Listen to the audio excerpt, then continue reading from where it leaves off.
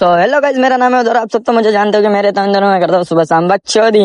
तो आज सुबह की 5:30 बजे उठकर मेल करने लग जाता हूँ दूध गरम, क्योंकि हमें निकलना था अपने काम धंधे पर। दूध गरम करके दूध फंसा के हम हो जाते हैं तैयार काम धंधे पे जाने के लिए। और आपको दिखाता हूँ बाहर का व्यू, देख रहे हो बाहर कितना अंधेरा हो रखा है। और फिर मैं निकल लेता अपनी बहादुर गदरे पे सवार होकर अपने लक्ष्य की तरफ, मतलब अपने काम धंधे की तरफ। और ठंड भी कुछ काफी तेज हो रखी थी, इसलिए मैंने बांध लिया था मुंह। ये बड़ा सा हेलमेट मैंने अपने सर पर लाद लिया था। अभी ठंड से बचने के लिए हम आ जाते अपने काम पर। और काम पर आने के बाद कुछ अलग ही आनंद आ रहा था मेरे भाई। आप लोग सोच रहे होंगे ये कैसा काम है भाई। काम में कोई शर्म नहीं, काम कोई सा भी हो, काम करने से मतलब रखो।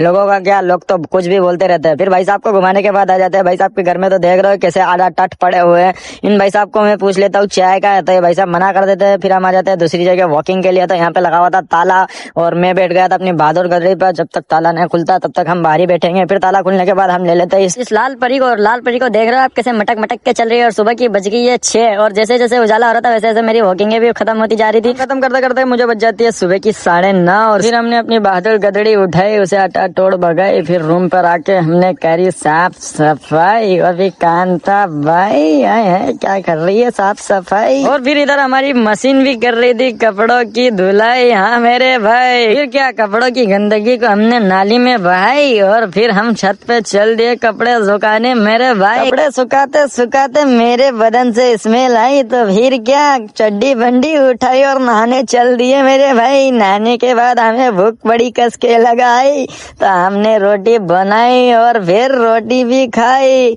और उसके बाद हमें तो धोना पड़ा बर्तन मेरे भाई। और ये ब्लॉग अच्छा लगा हो तो लाइक जरूर करके जाना मेरे भाई। Bye bye.